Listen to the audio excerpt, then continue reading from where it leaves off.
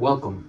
In this video, we're gonna do the working negation of a proposition that involves implication. So remember that for something that looks like this, P implies Q, we have a different form for it, which is not P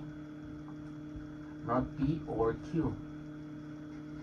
That means that in order to find the working negation of an implication, we have to negate this form, proposition form.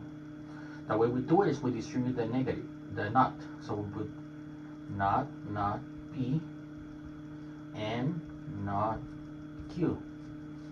And then we have P and not Q.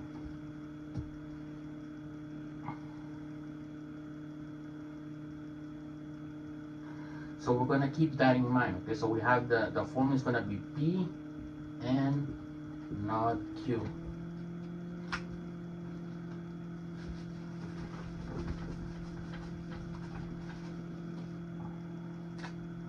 To make this thing easier, we can just make all this thing, we can make it into ands and ors and nots, but to make a practice of use this form, let's just go with the implication. So we're gonna do so P stays the same. So we're gonna do X and not Y or Z.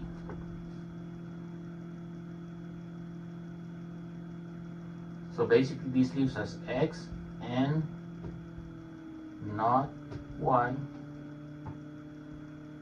and not Z.